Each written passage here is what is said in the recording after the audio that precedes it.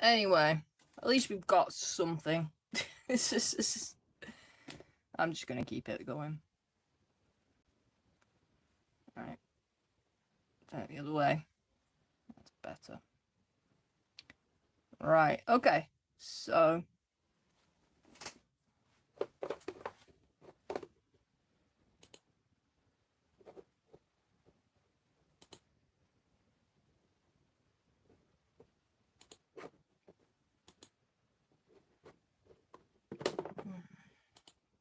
pain in the ass.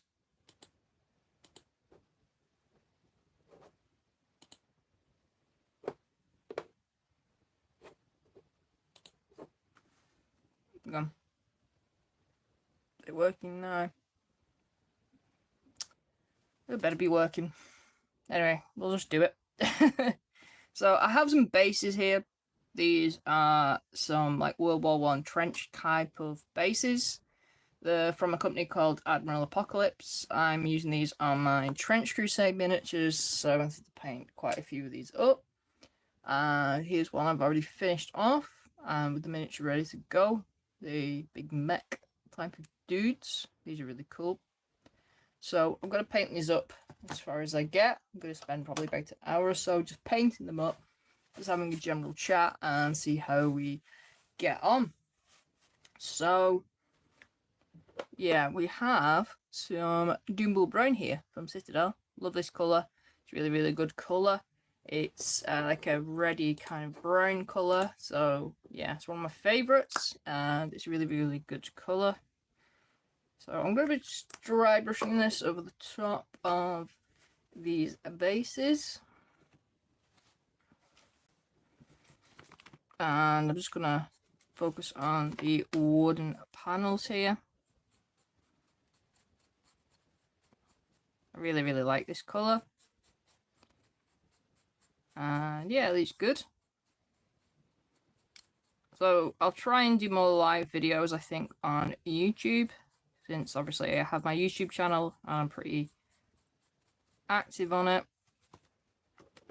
I was considering Twitch, but then, you know, I'm not really a big fan of Twitch because I'd have to change myself to like a brand new platform and all that jazz, and I can't really be bothered changing over to a new platform. So I might as well stream on YouTube, and it also adds up to your watch hours. So if you're like a content creator like myself, it's worth doing live videos because everything that you stream on here goes towards your overall watch hours over on YouTube.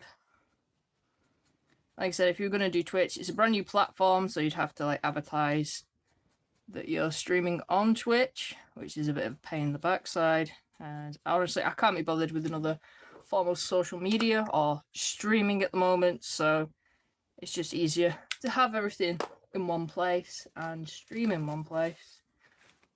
So I'm just using, as I said before, Doombull Brown from Citadel.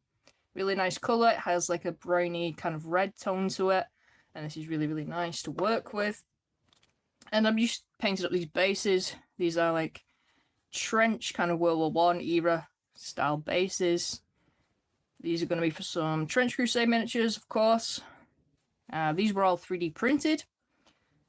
They're from a guy called Admiral Apocalypse. I printed these up myself. The detail on them is wonderful. Really, really highly detailed.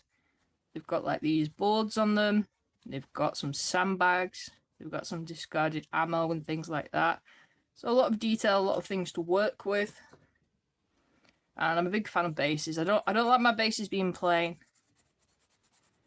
I like them having some detail with them. And I also like painting my bases up separate to my actual miniatures. So you can get in all the nooks and crannies. And then you don't make the mistake of accidentally getting some basing paste on your miniatures in the process.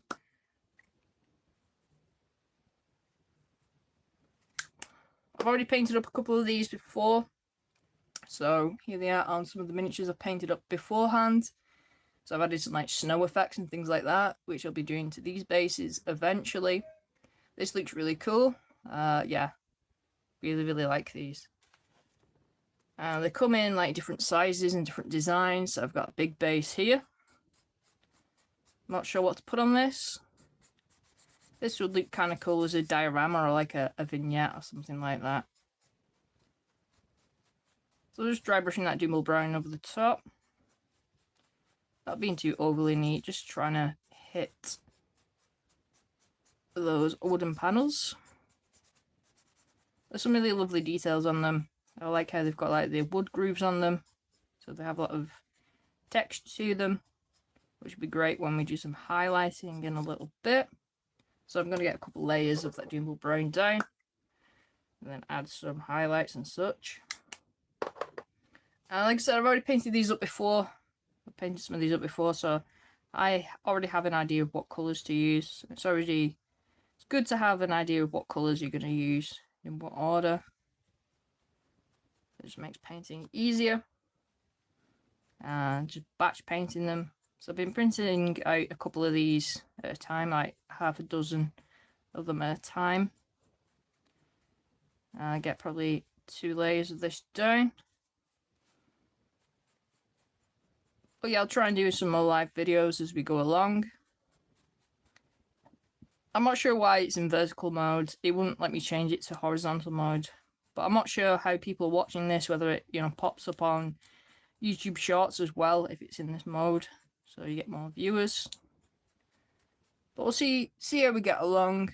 And I'll see if I can get any skulls for the skull throne. Yep. Hot pockets for the basement. Honestly, I wish I had like a basement to put all my stuff in. I have way too much Warhammer and bits. I've got currently my hobby setup now is in the spare room, which is where my 3D printers are. So I've put all my painting setup in there because it was in another room originally, but I've redecorated that. So I'm gonna have all of my hobby stuff like in one room, which is gonna be good. But I need to redecorate that because I'm currently sitting and using a Kallax from IKEA as a desk, so it's not very comfortable because you can't really put your legs under a Kallax, and they're full of miniatures and bits and crap like that. Yeah, so that's not very comfortable, but we're doing all right. Get a couple layers of this down.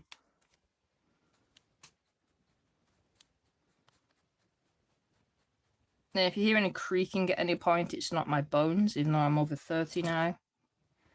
It's the fact that this chair is a little bit squeaky. It's just a gamer chair I have. Not the best of gamer chairs, it's pretty cheap, and sometimes I have to readjust the bolts on them, which is a bit of a pain in the ass, but I like a bargain, as I think most people do. And that's more money which can be spent on war dollies. And yeah, I like to call my Warhammer and my miniatures war dollies. It's just kind of a reminder not to take it all so seriously. Especially some people who do take it a little bit too seriously and all the lore and stuff. At the end of the day, they're just war dollies, as I always say at the end of my videos. I don't know where the term originated from, but I do like to take credit that I popularized it online, because I always use the hashtag, I always mention them, and I even have a t-shirt with war dollies on. I had a friend do a design for it. It's really cool. It has a picture of an Imperial Fist playing with a dollhouse on the floor with some miniatures fighting orcs. I still need to get one of the t-shirts myself, even though it's my own design. But a couple of friends have bought them, which is cool. It would be good to get them like printed so I could sell them, but they're currently on like Redbubble or something like that. So it's like a manufacturer makes them, so I don't make much profit from them. But it's still cool, the fact that those t-shirts are out in the wild in some parts of the world. What 3D printer do I have? I have quite a few, but the main one I use, the resin one, is Saturn 8K. And I use Nova 3D's resin at the moment, the high resolution resin. The Saturn 8K has been really good. I've had no problems, touch wood. It's been a really good printer, and the detail on it is brilliant. And I think just in general, 3D printing has come a long way, even in the couple of years I've been printing. Definitely the details. I mean, these bases, you couldn't tell the difference between these and some you would buy pre-made from like Gamer Grass or somewhere like that. So I think they're really cool bases. And if you can get a 3D printer, you have the room for it, I would really recommend getting one, because you can just print so many different bases and bits. And, you know, third-party miniatures, especially Warhammer ones, you know, they're like Titans and stuff, you can print those off yourself and save yourself a lot of money. So I'm going to be doing like the muddy kind of areas here. I'm going to be using a slightly different brown, because if I'm working with a lot of the same colour, I like to change it up a bit with some different tones and hues. So I've got Noble Steed Brown. This is from Two Thin Coats. I really like Two Thin Coats. I was sent a big like batch of their paints a couple months ago, and that was really cool of them. Really, really nice paints. Just shaking it up. So I'm just going to put it to one side. And I'm just going to grab some dark grey. I thought I got all my paints ready for this video, but I haven't. I'll just put some black with it. So I'm just going to mix a little bit of like blacky kind of grey colour. AK Interactive. One of my favourite paint brands. If you're not familiar with them, get them. If you're just used to using Citadel paints, I highly recommend you get yourself some of these paints. Really, really nice consistency. And I like the fact that they tell you what the paint is. They don't have some stupid like fantasy name. It's just straight up like, this is dark brown, this is dark blue. So just going to refocus that, and I'm just going to put these in the middle and around the sides. So as you can see, it is a different hue, a different style of brown. And I'm not too bothered if they get onto some of the boards, because it just kind of looks like mud. And to be honest, I'm not like an overly neat painter unless I have to be. And it's a big part of why I like painting bases and terrain, just to relax and paint them up. You don't have to think about it too much. And if you're someone that has a bit of a hobby burnout, like myself, it's always good to just paint something simple and not have to think about it too much. If you're watching and you're not already subscribed, subscribe please. It's not the easiest platforms to get a following on. I am also on Instagram. Got quite a big following over there. I do post short videos and memes and pictures of the miniatures I work on and things like that. So I'm quite prolific on there.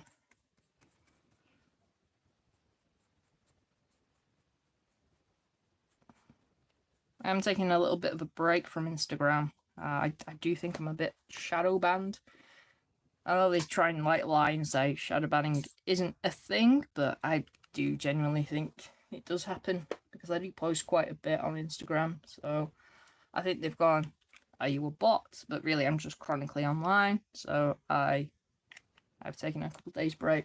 I just deleted the app from my phone, so I'm not tempted to check it.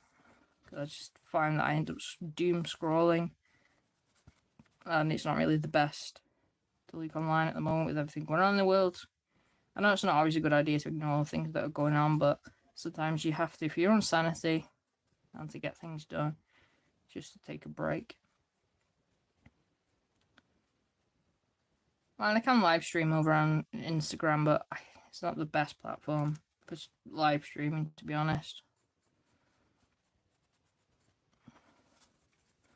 I've been using an app at the moment for YouTube. It's called NewPipe, and you can basically watch videos without the advertisements on. So if anybody wants to go on there on YouTube and not have to have adverts on, it's always a good option.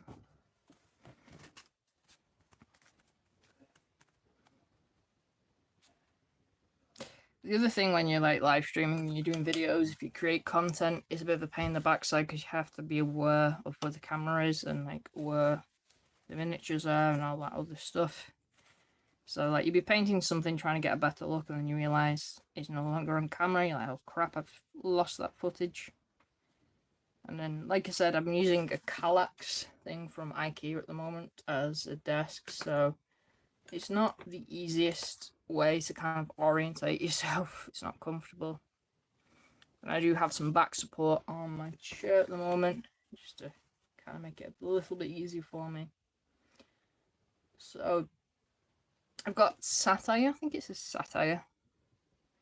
As in, haha, satire. Warhammer 40k is a satire. Remember that, people. Remember that. Even though it's a very super serial war odyssey, it's still satire. So, satire brown for two thin coats. I'm just going to go over the wooden panels. And I'm just going to go over some of the details. In that Doombull brown I put down before might still be a bit wet, but it doesn't matter, it'll just wet blend it a little bit. And like I said, it's not always the easiest to kind of paint and film off camera, because you can't always see the details, or you have to kind of move things around. And like I said, there is some really, really nice texture already on here, with the wooden slats. So it gives us a guide of where to put things. I'm not being overly neat, I'm just kind of going for it. Because these are weathered, and I really like weathering things and doing rust, because if you're doing rust and things like that, you don't really have to think about it too much. Which can be to your advantage as well, because if you're doing something that's weathered or rust, human nature is to create logical patterns and things. Whereas rust kind of can be a little bit illogical where it goes, so you don't want to create a pattern and realise that everything looks a little bit too organised. And it can be good as well to have some real world examples, so look at some photographs. If you're painting up rust or painting up wood or something like that, get an idea of how things look and the colours involved. And you'll get a lot of inspiration as well from scale model painters. So people that do like World War kind of dioramas and things, they tend to do things a bit more realistic, and you can get a lot of ideas and inspiration from them for painting Warhammer and smaller scale miniatures.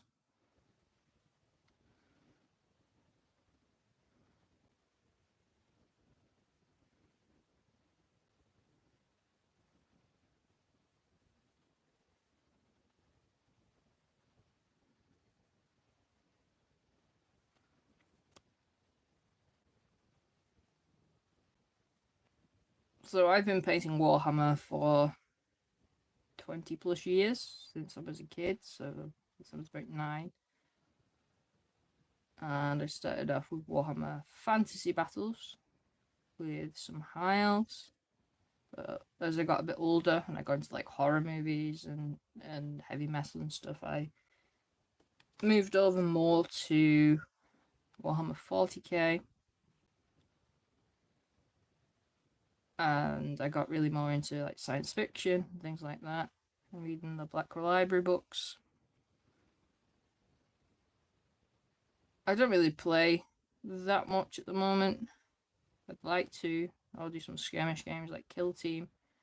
I played a bit of 10th edition and I played some of the 9th edition, but I predominantly, it's been 83 years. Yeah, it feels like it. 1,000 years ISO cube. Honestly, it feels like it sometimes. Like, I forget my age, that I'm like 30 now, and I'm like, oh. But I think that's the thing now, like, age is more of just a number. Like, years ago, like, people are like, oh, you've turned 30, or you've turned 40, you're old. If you look at old footage of people from, if you watch, like, a video of someone from, like, the 80s or 90s, they look so much older than they actually are. I guess people didn't, like, look after themselves the same then. They, like, drank and smoked too much and had lives and didn't go to therapy and stuff, so. Because sometimes you watch these, it's all downhill from 30, prefer to stuff to randomly start hurting. Yeah, back trouble. I have been trying to, like, work out more and go for walks and things like that, and, like, not drink or smoke or anything like that. Just look after myself a bit more. Because I think people now can look younger than their age. I mean, I'm always mistaken for someone younger, but I guess that's I guess that's just the fact that I still play loads of video games and paint Warhammer and stuff, and I seem like a child. Yeah, I think it's just good genes, I guess. It makes up for the fact of like mental illness in my family, and also the fact that we're all blind as bats. Like, I have really crap eyesight. Like, I have glasses on all the time. It'll be nice to get laser eye surgery one day. But I kind of like wearing glasses now. I mean, that's another thing, like, wearing glasses was always seen as, like, geeky or not attractive, whereas you have these fashionable glasses now, whereas that never used to be kind of a thing. You walk downstairs wrong. That's funny. You just looked at a chair wrong, and then you got back trouble. So I'm just mixing some ice yellow from AK Interactive in with that satire brown, that orangey brown, just to do some highlights.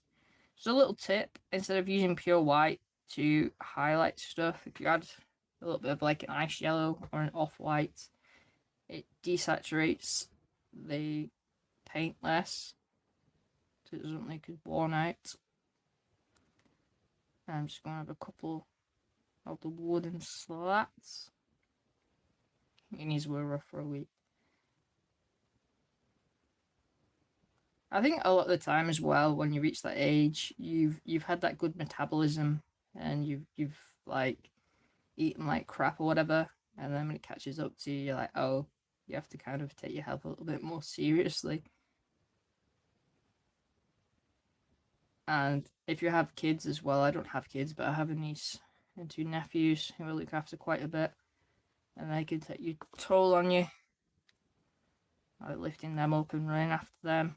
You realise when you're sat on the floor with them for too long, and then you have to get up, you're like, oh, fudge, I'm sore. But thank you to everyone who's joined or commenting, it means a lot. I honestly didn't think I'd get anyone like coming on the live stream, but it's cool that people have, and I might do some more of these videos more often, but like I said, I have to watch my back because I don't really have a proper desk at the moment, so I'm just painting on a Kallax from IKEA where my 3D printers are, and I need to get a proper desk so I can put my feet underneath, put my legs underneath, and so I can paint properly. Because usually when I'm painting and not on camera, I just lie back a bit in my chair, bring the miniature to me, but I can't really do that at the moment whilst I'm live streaming, or when I'm doing videos in general as well. Thank you. I do like making videos. Or it can be frustrating sometimes when you don't get any views or people don't like watch them or whatever, but it's kind of so hit and miss, social media and posting stuff online. Sometimes a video you don't spend a lot of time on does very well, and other times a video you spend little time on, and it's can be frustrating, but it's just all about consistency and putting out the things that work for you and what you enjoy doing, rather than falling into the trap of I have to do this because it gets views. And it's a little bit of both, really. You have to find that balance between finding stuff that works for you and you enjoy doing, but also gets the views.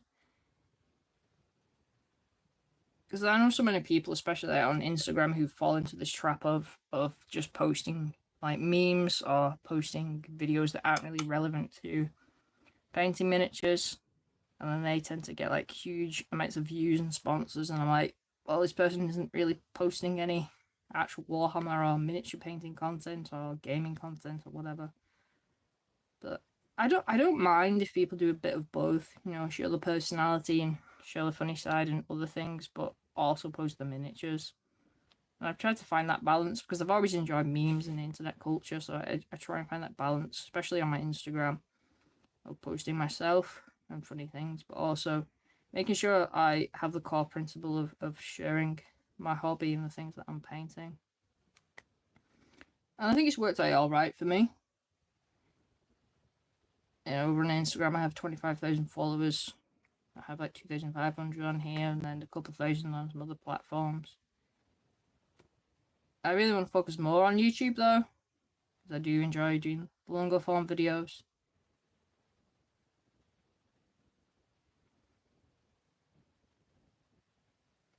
So obviously, like post-COVID, there's been like a big come down of views, and obviously short videos have been taking over more and more now.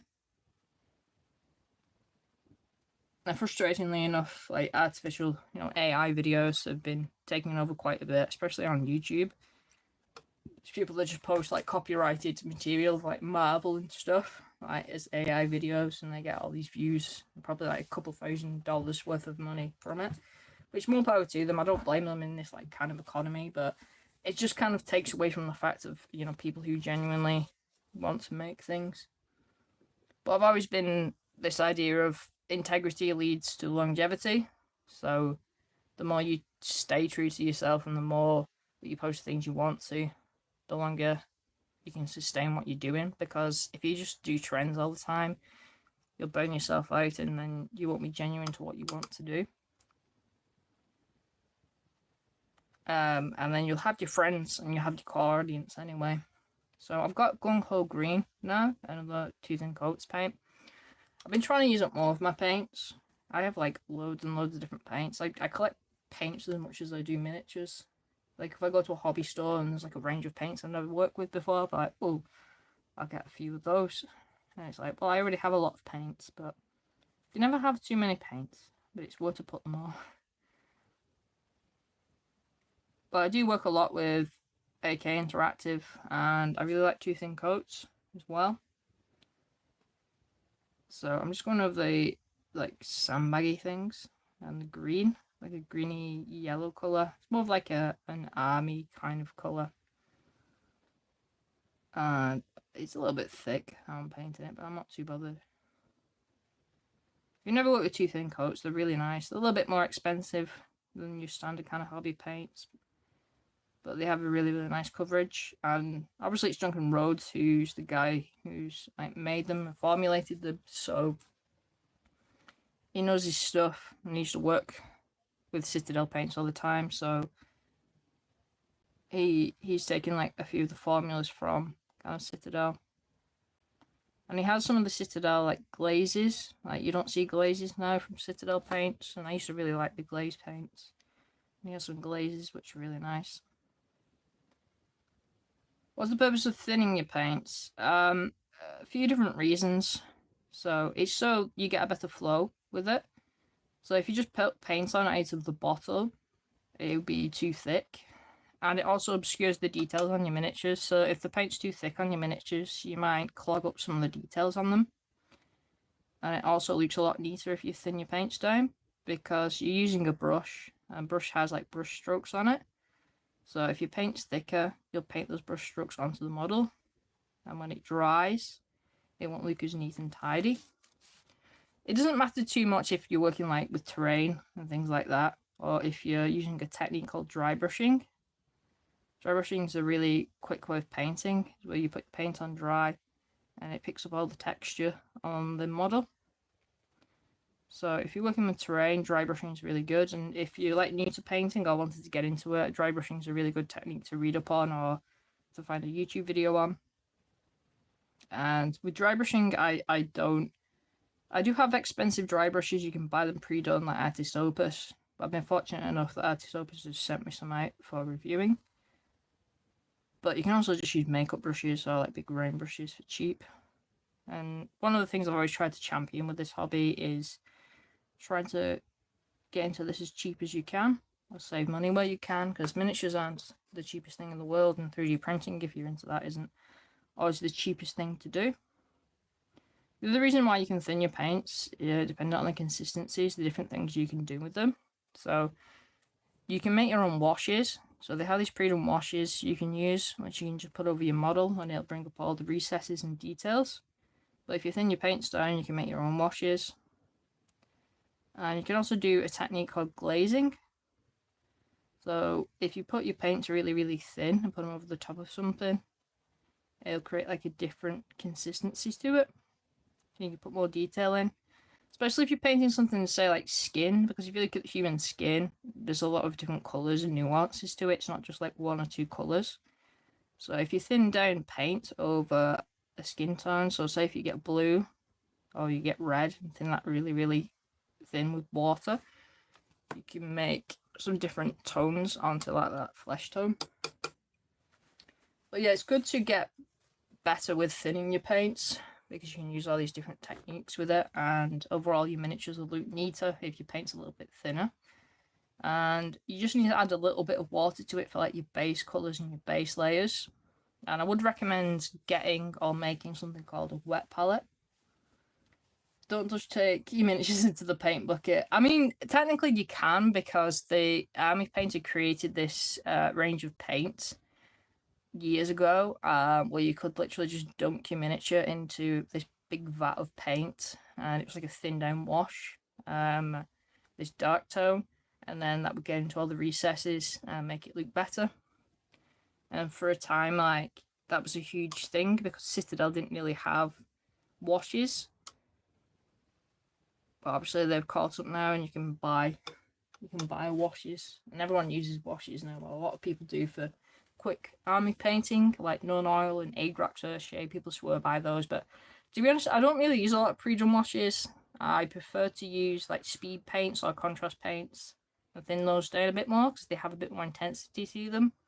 And then I don't have to keep buying washes then, or I make like my pre-done ones out of existing paints I have. You know, add a load of thinning medium or water and add them to a bottle. I decant them into a bottle, and then you've got like a paint ready to go then. So I'm just going to move on to some other bits on these. So I need to get up and just pick some other paints, because I've completely forgot to get those. So I need 2 metallics. I'm going to get a silver and a gold or a copper. Ignore the noises and the creaking, it's not my bones.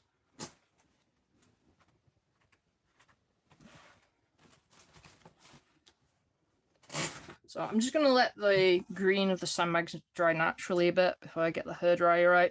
I'm going to be using some Darkstar metallics here. If you struggle with metallics, the ones you have are crap, especially Citadel and some of the army painted ones aren't as good. Darkstar are a really, really good company. They specialise in metallic paints. They have loads of different shades and nuances to them. These are 2 of my favourites. So the Royal Gold is really, really rich gold colour, and the Pewter is kind of like this bluish, kind of grey silver. Really, really nice colour. And I'm just going to shake it, shake it, shake it. I really do need one of those paint shakers, to be honest. And if you're new to painting, it's always a good idea. Personally, I like to use a different water pot when I'm painting metallics.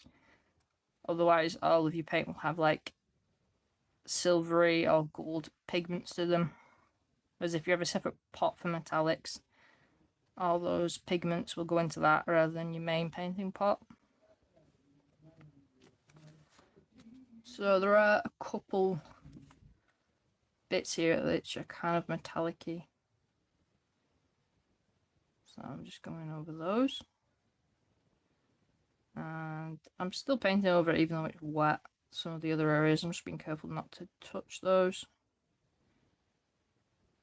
I mean, over time when you're painting, you'll get neater, and you won't be as afraid to mess things up. But to be honest, it doesn't really matter if you're messy, because I think too many painters are afraid that they'll be too messy and they'll mess things up.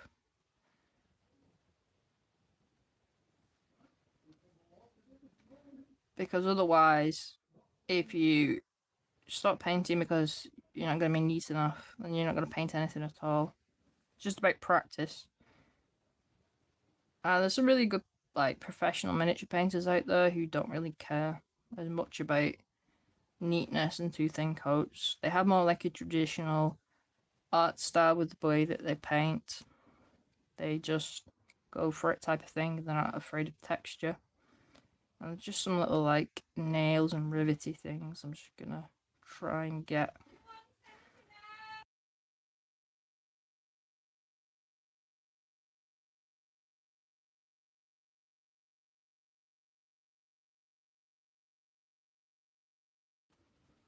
So yeah, just getting the rivets and the nails.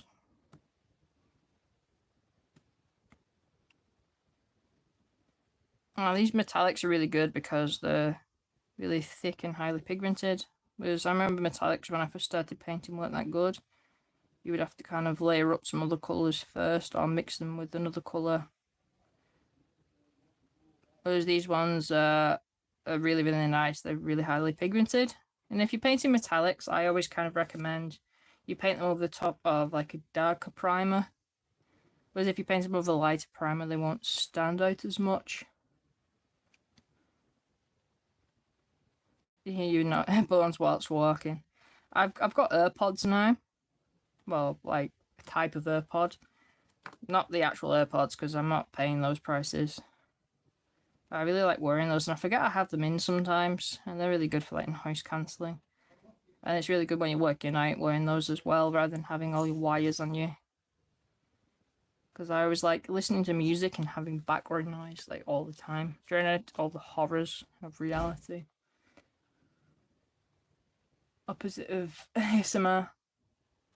Yeah, screaming through the walls. And yeah.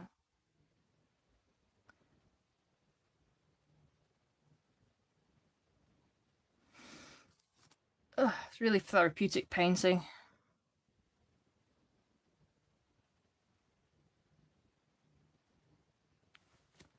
I have a couple new longer videos out on YouTube. I've done one about Victoria Lamb, who is the first woman to win a Golden Demon Slayer sword. And someone said, "Oh, really?" I said, they were like, they thought they won it recently. I was like, "No, she won it in 2001."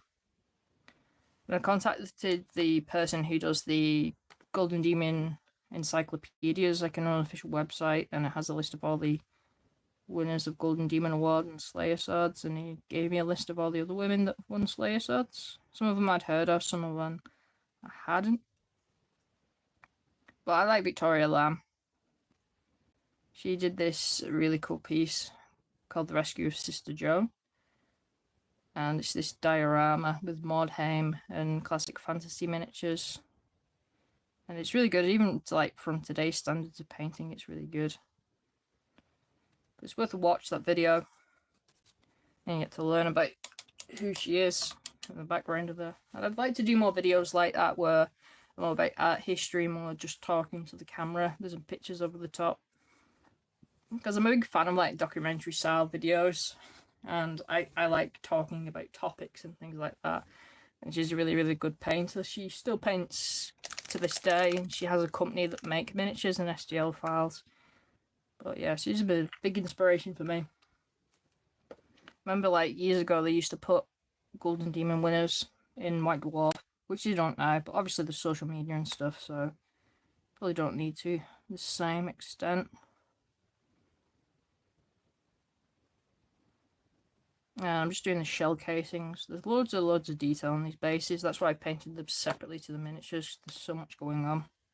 These are really cool as they are. If you scale these up a bit to print, so you could have them as like a diorama or like a vignette type of thing. And these would be good for like Death Corps of Krieg as well as Trench Crusades. And this is that royal gold from Darkstar. As you can see, really, really nice colour. Really rich, really intense kind of colour. There's some skulls and things on here I didn't notice. I mean, you keep seeing all these details like popping up and you're like, oh, I forgot to paint that. I mean, that's one of the problems with like modern day Warhammer. So much detail in some of the miniatures, you go, oh crap, I forgot to paint that amulet or that skull there.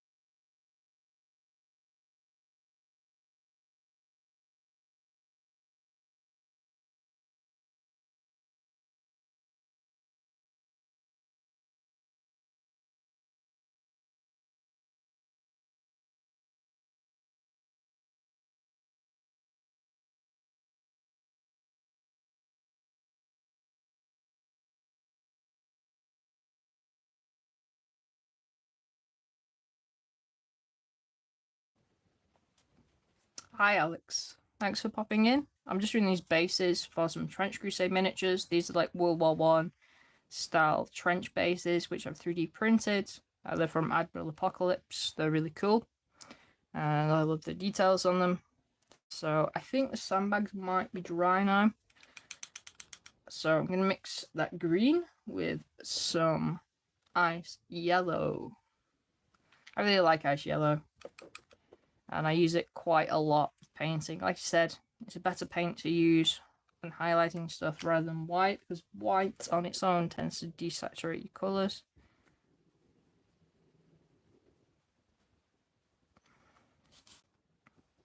So I'm just in the sandy bags. I might get these done this video, we'll see. I'm just adding a bit more water.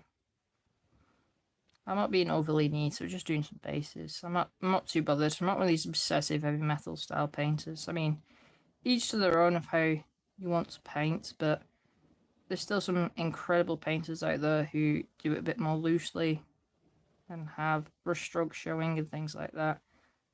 So don't be afraid of painting your miniatures up, just get them painted.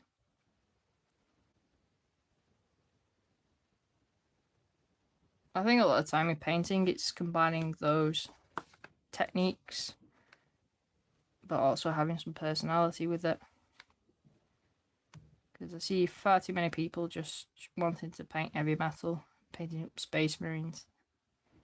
And it's like, it gets so repetitive. So I like painting up different things. My favourite 40k faction. I like a few different ones for different reasons. I mean, my main ones I've always painted up have been Space Marines, which seems super boring. But I like the fact that they're a blank canvas. And I currently paint up Lamented Space Marines because I'm a masochist. But I do enjoy painting yellow. And I do all of the checker patterns freehand. I really like the Lamenters and the backstory, and if you've not heard of the Lamenters, it's worth reading up on their lore. I really like the fact that they are unlucky, but they keep going and keep coming back time and time again, which is very endearing. And one of the few armies in canon lore to actually have had a civil war, which was non-heretical. So there's a series of books, these Imperial like armory books that Forge World released like decades ago, which are really cool. And in that, the Lamenters are talked about having a civil war with another faction. But the Lamenters have been around since I think the Rogue Trader days. And there's been mentions of them, and then they pop up time and time again. They're kind of like a fan favorite, and a lot of people do like painting them, but they aren't the easiest of factions to paint. Other than that, I really like the I don't know why I can't think of the name, but the Tyranid cultists. I think they're really cool, and I like the backstory of them and like how they're mutated humans with Tyranid offspring, or like mutations. There's some really good books about them as well. And a lot of the time, the Tyranid cults will pop up on planets where they've been like affected by bad working conditions. So they're basically like space communists. They're more space communists than the Tau, I think. I really like those. I like Chaos as well. I think Chaos is always a fun one. I like Emperor's Children, and not for the obvious like hentai reasons. I think they're my favourite faction in the Horus Heresy. And one of my favourite books, the Warhammer books, is the Fulgrim book. Book 5. That's really cool. I like that it's not just about the depravity like of a sexual nature, it's also about like pride and other things like that. So I really like them, especially I really like Fabius Bile. And I've painted Fabius Bile up in a couple of like Emperor's Children. I do like the new miniatures, so I would like to get them at some point, or you know, some proxy ones of those. That would be quite cool. I do really like them. But I like all of them really. It's just having room to have an army of each. It would be nice, like I said, if I'm doing up this other room, it would be cool to have some cabinets, so some Calac ones with some of those like plastic or glass panels in, and have like some miniatures from each faction in there. But I've painted up pretty much every faction in 40k at some point in time, either from a commission or just over the years. I've painted like 1 or 2 from each faction at least. I really like that some of the armies from the lore are getting more miniatures again. Like Sisters of Battle for a time like disappeared from the face of the earth. Yeah, Gene Steelcoat. I couldn't think of the name. I don't know why. Just one day's in my head. But that would be cool. Gene Steelcoat, Masquerading's Guard. I haven't painted any Gene Steelcoat up, but someone sent me a set of them when they were in like one of the last Kill Team boxes or something like that. So I really want to paint those up. And to be honest, the majority of the sprues are just Imperial Guard sprues, and then a couple like Gene Steelcoat heads and things like that. But I really like the idea of them. I think they're really cool, like a militia kind of band of people, and that's how they've been made. I'm just grabbing another colour now. Let's grab another colour.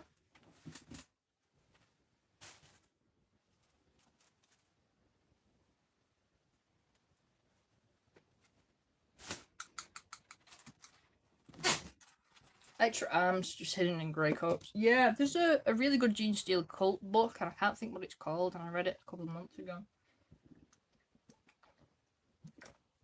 And it's about how the Gene Steelcoats kind of start, and how they take like hundreds of years to like secretly integrate themselves into societies, especially like working class societies, and find them that have problems. And then you find out that they're worshipping the 4-armed emperor, but it's secretly like the Tyranid hive mind that they're worshipping. It's cool. So I've just got Cursed Blue here. What do you think, Oaks? I'm going to thin this down and make like a verdigris patina kind of colour. Well, that'd be cool. You should do some Gene Steelcoat stuff. That's the only thing. There's so many miniatures and so much space and money and time to do all the factions. But that's why I think like making vignettes and like dioramas and one-off miniatures can be cool, because then you're not stuck to one army. You just make something cool for those one set of miniatures. I want to do some more vignettes, but again, it's just space. With having moved my hobby space now, I like to do some more vignettes. And vignettes are called like a smaller version of a diorama, so you don't have to make them as big. You just make them like a small thing which you can display. Thank you. Thanks for watching. It means a lot when people join in. I might try and do some more streams, so watch out for them. Just for like an hour or 2 at night, or sometimes maybe in the afternoon if I do have some time where I can just paint. So I'm just getting that blue and I'm just kind of put it on the metallic areas to make it look like verdigris. I always accidentally add too much colour. Like I said, like sometimes your personality of painting comes out and everything I paint ends up looking Grimbright. It's like with my Trench Crusade miniatures, I'm like, I'm going to make them as dark and gritty and grimdark as I can, and then I'm like, oh, these look more Grimbright than I expected. Which isn't always a bad thing. It means you've kind of uniquely painted them in your own style.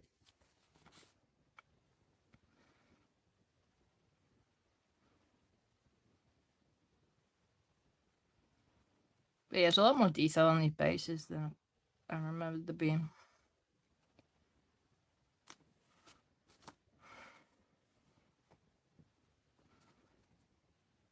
But I really like the Black Library books. I know some of them are like pulp fiction and not like great because there's so many different authors and so many convoluted stories, but there's some really, really good Black Library books. I especially like ones about the Imperial Guard, more about the citizens, like Necromunda. There's a really good series, a more recent one called the Warhammer Crime Novels, and it's set on this hive world called Varigantua, something like that. And they're a little bit Blade Runner-y, and they're set around like usually detectives and these like noir stories. And they're really good. And every book has a different sort of detective or police person in it, or a bit of crime, but then some of the books will make mention to characters that have been in it before. I think Flesh and Steel was the first one I read. There's a little bit of a chronological order, roughly, because there are some events which take place further in the future. But you can kind of pick up any book that you want to and have an idea of the characters and things. But I like those books, like the Imperial Guard ones. I've just finished reading Dead Men Walking. I know it's quite an old book now, but I never read it. And I got them in a Humble Bundle. Sometimes you can get a really good deal on like a Humble Bundle. And I've had this Humble Bundle of like audiobooks and Warhammer books like for quite a while. So I've just been working my way through that. And within that, there was Dead Men Walking. I just finished that, and that was really good. That's about the Death Corps of Krieg. But it's also set around this planet called I think it's called Hieronymus Theta or something like that. That's the city. And they accidentally wake up these Necrons. So it's like about the Death Corps of Krieg, but also about the citizens on the planet.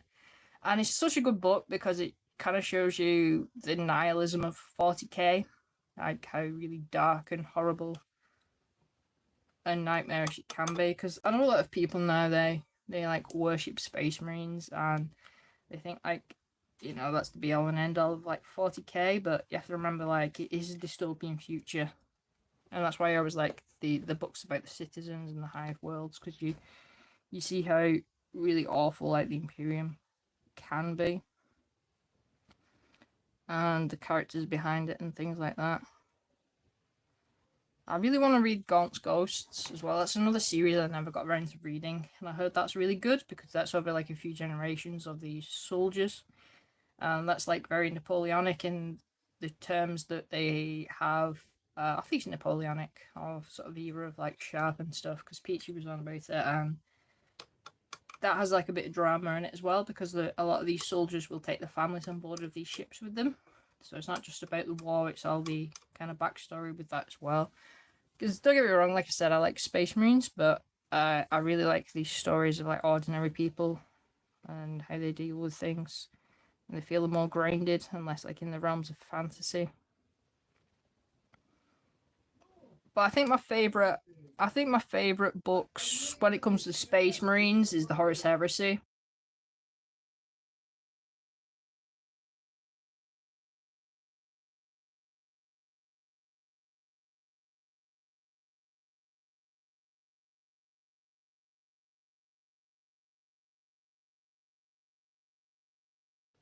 But yeah, I really like the Horus Heresy books. I've not read all of them. I don't know if I can be asked. I know there's quite a few people who have a list of which are the key ones and the best ones to read, because there's been so many different authors. Because I was around when the first one came out, and the first 5 are really good because they're pretty much in chronological order, and then it kind of just goes off on tangents. So for some of the ones I couldn't be asked reading, I just read like a synopsis of YouTubers breaking it down. But I really like the Horus Heresy because it humanizes the Space Marines more, especially like the Primarchs, and you see that some of them don't really like killing all of the alien species sometimes. You know, they have second thoughts about what the Emperor's doing, and you know, the Imperium and man and stuff like that, which I think is really cool. I'm just grabbing the paint.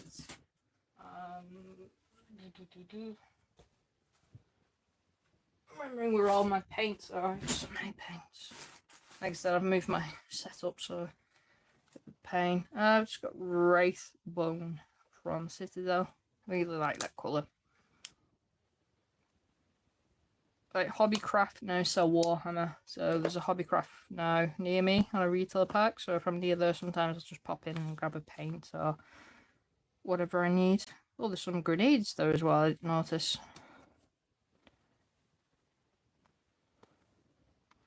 I think the grenades actually, not skulls. No, they're grenades. I thought they were skulls. Oh, that's disappointing. It seems really weird out of context. I'm just going to grab a different colour green then.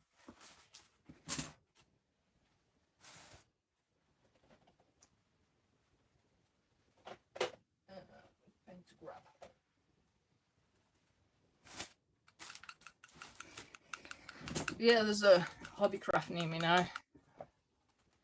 They have like Gunpla kits, and they do have a little bit of Warhammer stuff. I mean, it's not cheap. I expected it to be cheaper than Games Workshop, but it wasn't.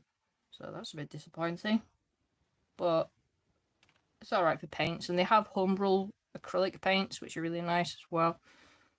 I've used a couple of them over time. The other thing is they've been in the shop a while, so they're a little bit separated, but these are really nice paints.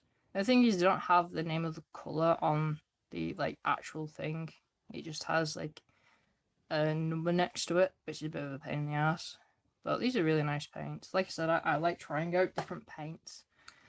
And I've just got Orc Hide here from Tooth and Coats, which is like a lighter green. I'm just gonna try and find those grenades, which I thought were skulls. So much detail on this, honestly.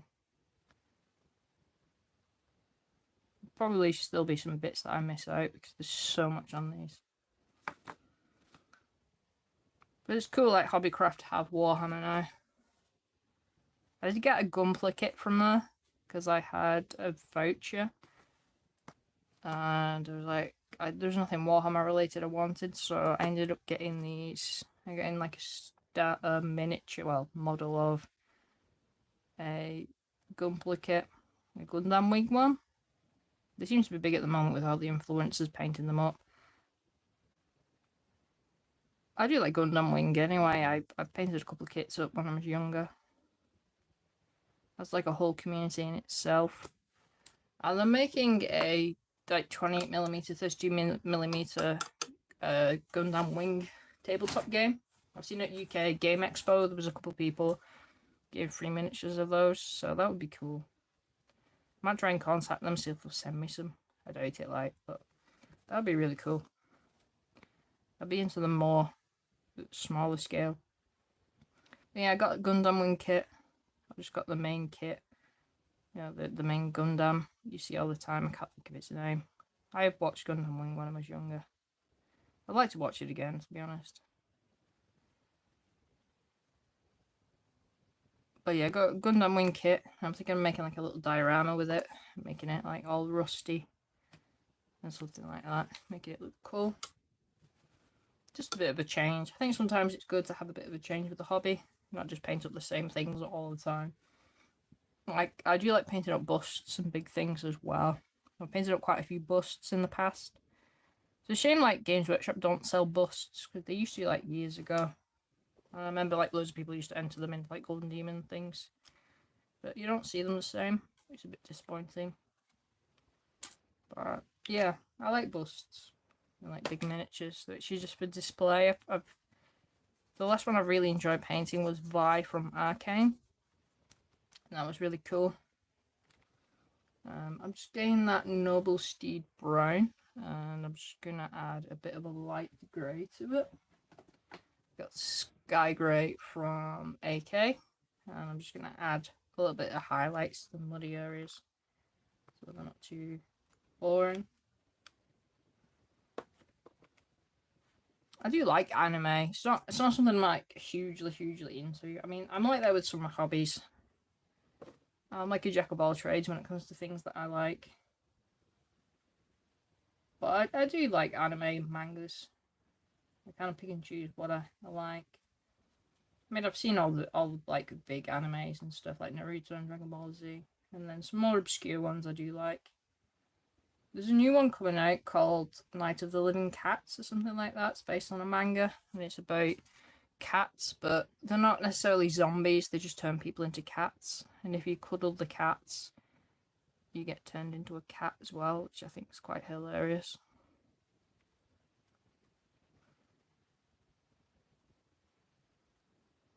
I love anything like that, whimsical. Definitely a thing like anime's gone more like what they call weeboo now, where it's more like not necessarily kid friendly, but it's not like as edgy as it used to be. Like I really like a lot of the 90s anime, like Cowboy Bebop type of stuff. There's one I really like called Guyver. I always remember watching when I was younger, and it's like an alien one. This guy transforms into like a Power Ranger type of guy and fights monsters. I really like the film Jinro as well. That's like a diesel punk, like World War style anime. But yeah, I like stuff in that kind of style, and I think it's cool, like, more animators are using different styles now, and using, like, older kind of animation styles.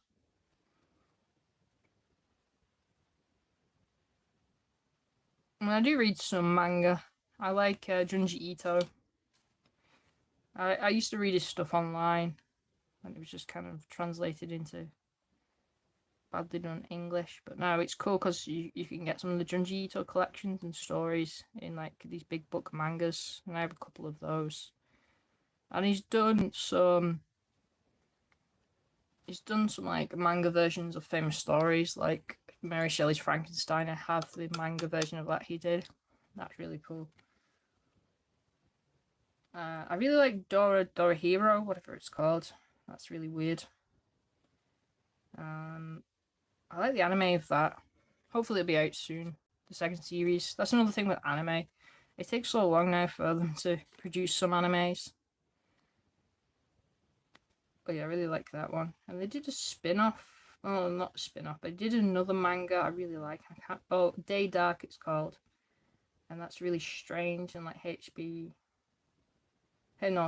Geiger kind of style of artwork. And that's a really strange one. But I really like the manga of that. I hope they make it into an anime someday. I don't really rate the Junji Ito animes that they've done. The art style is a bit crap. And I'm not really doing it justice because the artwork he does is phenomenal. It's really creepy. It's one of the few things that actually disturbs me to, like, read. Oh yeah, that's really cool. His mangas.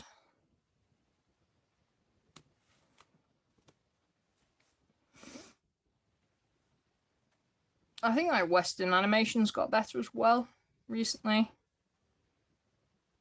Like, you've got Invincible and things like that, and I really like that style. It always reminds me of, like, X-Men from the 90s. I really love that kind of era when Marvel did all the animated shows like X-Men and Spider-Man. I love the 90s Spider-Man. I was obsessed with Spider-Man as a kid. That's another thing I like is comic books, but again, it's not something I'm, like, obsessive with. I kind of pick and choose the ones that I like and I read. I mean, I really love the Jim Lee run of X-Men and that era from, like, the cartoons as well. I really like his stuff. He's, like, one of my favourite artists, and now he's the head of DC, which is quite funny to me. Really like his stuff, and I like his ethic as well. He was supposed to be a doctor, but he really loved comic books, so he just started drawing every single day, which to the begrudge of his parents, and then he took, like, a massive portfolio of his drawings to Marvel at a convention. I mean, yeah, I think I have all of the original run of the Jim Lee X-Men comics. I'm just getting some stuff out.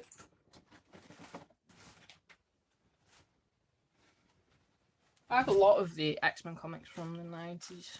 I don't really get comics now because there's so many different, like, runs of them. They're getting a bit more expensive and more of a luxury.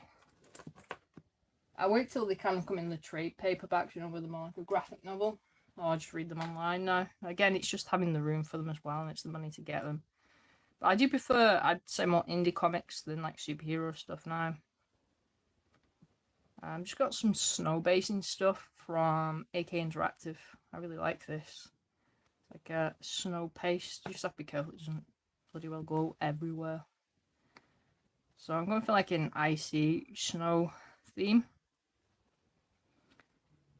I'm not putting too much in because I don't want to completely obscure the work I've already done. I really like this stuff. Yeah, so I have one of the overpriced tools from Games Workshop here, but you can just use, like, a cocktail, coffee stirrer, to be honest, to put this stuff on. I'll just make your own too. This stuff's really, really nice. It dries pretty quickly, and you can thin it down with water or, like, an acrylic medium to make more like an ice effect rather than it just being thick snow. But it does take about an hour to dry. You can always layer this up over time.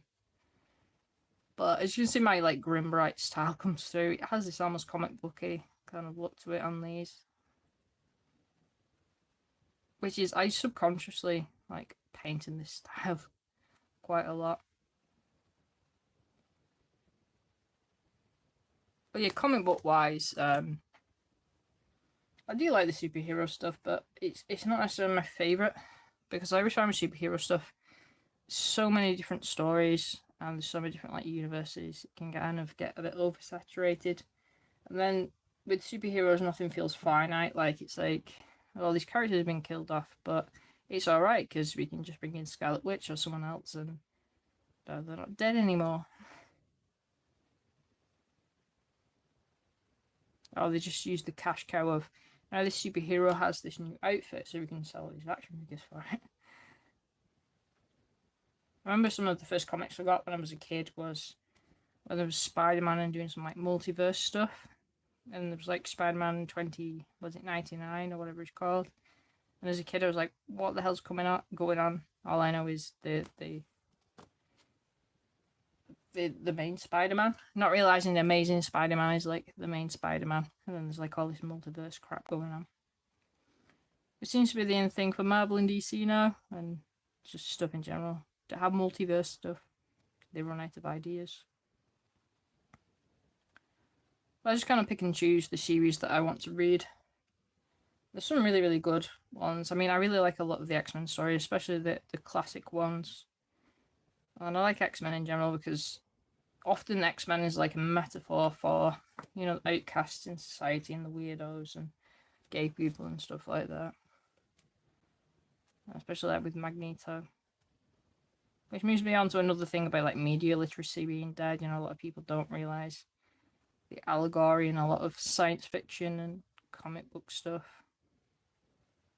Because that's why not Jim Lee, that's why Stanley always had the characters being like nerds or like outcasts.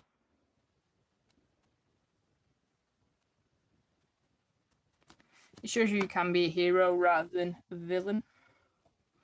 I think that's kind of a problem with some media these days. It feels like when people are outcast or downtrodden, it feels like the steps they should take is to become the villain. Like with the Joker, or even like Breaking Bad as well, it's kind of become the era of the anti-hero. So I'm kind of glad in one way like Superman's been remade, and hopefully we get more of like a thingy Morris kind of style of Superman, Grant Morris kind of style of Superman, where he's a bit more cheery. There's a lot of crap going on in the world, and I think it's good to have some positive media. As much as I do like post-apocalyptic media, you know, I'm a huge fan of the post-apocalyptic genre. And ironically, the style I paint in is Grimdark, but Grimdark is also a meaning that something like Grimdark means like the universe that it's set in is really horrible and there's no hope for anyone, whereas Grimdark means there's a little bit of hope for people, even if it's on a small scale, which is this painting style I like doing. There's a little bit of colour in everything.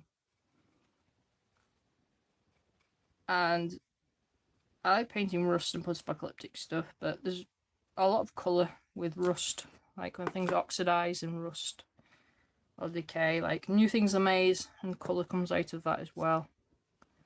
Because rusty things have colours like blues and like deep reds and oranges and stuff.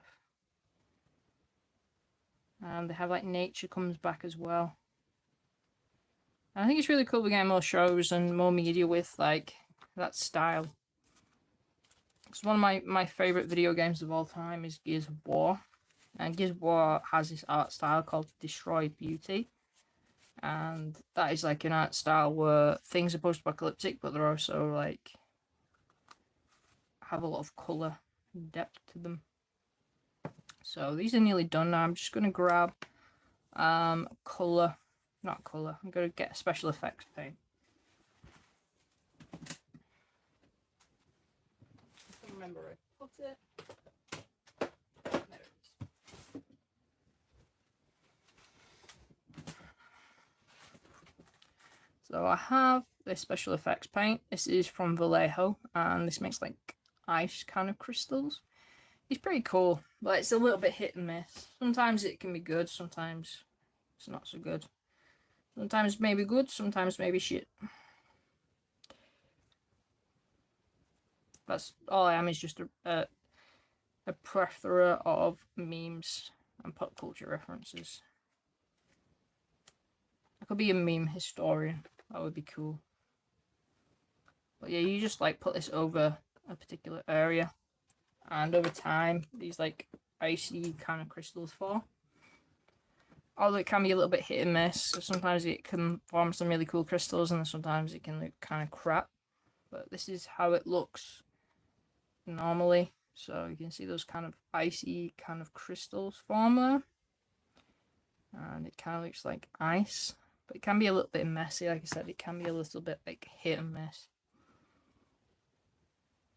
But yeah, I do like the X-Men. I do like Spider-Man.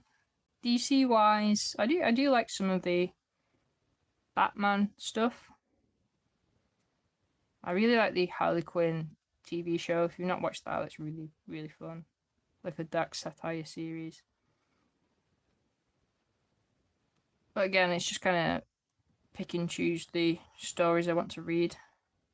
Because there's some like really good like self-contained stories. But I do like a lot more like indie comics. Like I read The Walking Dead before it became a series. And I love that because I like zombie stuff anyway. Really like The Walking Dead. I know people complain about it being a drama more than a zombie thing, which it can be, but I mean the books were like that anyway. I read The Boys as well before it became a series. I do think The Boys, the TV show, is better than the books. And I think they've obviously updated it for a modern audience and for modern kind of political problems. The books are pretty good, but they do feel a bit dated with some of the humour. I do like Hellblazer, so John Constantine. That's really, really good. Obviously, the stuff of Alan Moore, I like the more graphic novel-y stuff like Watchmen and V for Vendetta. I love anything like that. There's a more recent series I like called Red Rooms. That's a really kind of dark series about, if you don't know, you heard about Red Rooms. It's this idea that there is like snuff films on the internet and people pay for them, and this comic series kind of explores that. It's very gory. It's not really for the faint-hearted, but I do like that. And there's a series that came out a couple of years ago, I don't know if it's still running, called Crossed, if anyone's heard of that. And that's about this virus that goes around, a bit like the Crazies, the film The Crazies. So people don't really turn into zombies, they more turn into like crazed people, like violent and sexually charged people. And there's this virus that passes on. And that's like a big group of survivors surviving in that like apocalypse. I don't think that's something that would probably be ever made into a show or a movie. Yeah, they did make I think it was Korean film called The Sadness, which was kind of bordering on what Crossed was. But I like the original run of Crossed because it was edgy when it came out, but then they made a lot of like spin-offs, and then they were just a bit over the top. They were just kind of gore for gore's sake. And I'm not really a fan of when like violence and sexual stuff is done just for the sake of it. I think if you're doing it but there's more of a message or more of a story with it, then I don't mind it as much. Because I'm a big fan of horror anyway. If you follow me on Instagram or whatever, I do post quite a bit about the films I do watch there. Like I really like Cannibal Holocaust, if anybody's heard of that. Like an infamous film that was advertised like as a snuff movie, like a found footage film. That's a movie I've watched a couple of times, and that's very gory. But there's kind of like a bigger message about voyeurism and the way people like watch things on the news, which is still relevant now. Why people watch the live leaks and videos of war and stuff online, beheading videos and all that crap. So I'm just putting this paint down and hoping for the best. Sometimes it dries alright, and sometimes it doesn't. I don't know if there's like some art to it where you have to kind of wait for it to dry, or let it kind of bubble up in more areas. I don't think I've done too bad for like an hour and a bit. I've painted these, but like I said, I had this idea in my head of paint schemes, and it's always worth writing down the paint schemes that you use.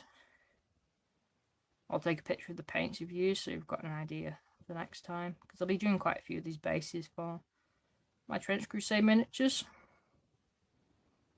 I'm just going to take a 2-second break from painting just to stretch my legs. It was good to stretch your legs. Like I said, I'm painting on an IKEA Calyx piece of furniture, so it's not a real desk, it's a pain in the ass.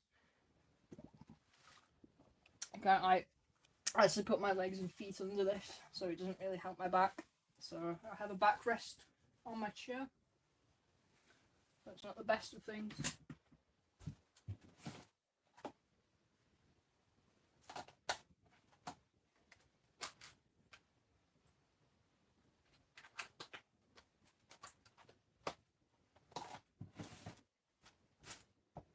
I'll just wait for those to dry now. It shouldn't take too long to dry, hopefully. I mean, like I said, that special effects paint is a little bit hit and miss. It takes a couple hours to dry. It does look cool once it's dried up, but like I said, it can be a bit hit and miss. Like I said, I've done it on some other miniatures, so did it on this guy as well. And yeah, it looks pretty cool on him. I really like this guy. He's the anti-tank communications guy from Trench Crusades. Going to be painting up some more miniatures for some longer form videos, but I am waiting on a couple of companies to get back to me about sending some review copies of some paints. In particular, the Army painter. I'm hoping they'll send me some of the John Blanche paints so I can paint them up. Because usually the videos where I do review paints in them or do talk about certain brands of paints do better than others. So I'm waiting for one of the companies to get back to me, and then I'll look at making a video about specifically painting up some Trench Crusade miniatures. But I've painted up a couple anyway so far, and I really like them. I think one of my favourites is the Witch Burner. I call him the Witchfinder General because of the song and the band. And there's a really great movie called The Witchfinder General. They have a little bit of a KKK kind of look to them, which is a bit, yeah, funny. But they are like overly religious kind of zealot guys. They're really cool. I really like the style of miniatures of these. I think they're unique, even though it's like grimdark and very 40k. It still has its own flavour. And a couple of like the ex-game designers and artists from Games Workshop, I think even John Blanche worked on Trench Crusade. And it does have this kind of Dark Souls kind of vibe to it. I've never played Dark Souls. I would like to. So many different games I'd like to play. That's another thing, having the time to fulfill all my different hobbies I like. Just waiting for that to dry. Literally watching paint dry now. So yeah, those shouldn't take too long to dry. But on like the topic, going back to horror films and stuff like that, I'm talking with the friend who's another content creator called Cat and Rabbit Scale Models, Rob. He's on YouTube and Instagram. We talk quite a bit, and we talk quite a bit about horror films and send each other crappy films to watch. So we're thinking maybe of doing like a podcast / like movie watching club, and we'll try and do movies which are accessible on YouTube, because there's a lot of free movies, especially horror ones.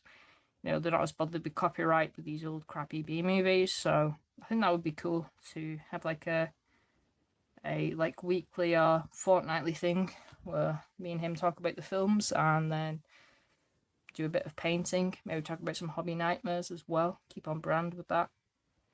But it'll be mainly like B movie stuff, which can easily be accessible online. There's quite a few I've made a list of, which I like. And I do watch a lot of horror films when I'm painting as well in the background. So that'll be fun, hopefully. Get more people into horror. And not just Friday the 13th stuff. I'm also painting this up. This is a video coming out tomorrow, I think. I think I've scheduled it for tomorrow. This is a Saturnine Terminator from Horus Heresy. Obviously, there's new miniatures of this coming out. This is a 3D printed one that I've done. I've done it as a lamenter, even though there's like no lamenters in 30k, I know, but I just wanted to paint him up as a lamenter. I've not painted any of them up for a while, so it looks pretty good. It's a little bit rough around the edges because like I spilled a bit of glue on it, as you do. But I really like painting yellow, so yeah, I've got a video of that coming out, and then just some other videos as well. And I might do some other videos. Like I said, I've got that one about Victoria Lamb, the first woman to win a Golden Demon Slayer sword, so that was a really fun video to make. So I might be doing some more videos in that kind of documentary art history style, just spend like 5 or 10 minutes talking about something that interests me in the hobby rather than just painting up all the time, because I do want to put more videos out there, but at the same time having like 2 painting videos a week might be a bit much. So if I do one of those videos as me just talking at the camera and put some pictures in the background, might work out. I think I'm gonna call it done though, probably. I can, well, I'll just show you off some of the other things I did for Trench Crusades. So I do have a video on this if you haven't watched it yet, where I've painted up some Trench Crusade terrain. So I've got a bullet shrine, and I have some like boxes, and I've got sandbags on. I've added that snow effect, which is on there, which is drying. I do have a video about painting these up and what company they're from. They're 3D printed, and I have the barricade as well. It's really cool. And this has that ice effect, so you can see that ice effect dried up on there, and it's come out really nice on this. It looks really good on terrain, I do think. But yeah, it's worth getting that snow stuff. I think it looks good. I'm not sponsored by AK, by the way. I'm a little bit disappointed with AK because they used a bit of AI on the new box art for some of the fantasy characters on it, which I think is a bit crappy, but things like that happen. Anyway, I'm going to call it quits though, because I painted up what I wanted to, and it does get a bit exhausting painting when you're on camera, because you have to get the right angle when you're stretching and stuff like that. Thank you to everyone who's joined. I'll probably do some more of these where I just paint something up and just talk about hobby topics and some other topics, and just go off and see what people put in the chat and things like that. I'm not sure of the schedule yet. It'll probably just be around this time, about like 7 or 8 p.m. till about 9 to 10 p.m. And I'll just paint some stuff up, have a chat. So yeah, look out for those. I will eventually try and get a schedule sorted for them. So yeah, remember to enjoy your hobbies for yourself. And at the end of the day, they're just war dollies. I will see you in the next video.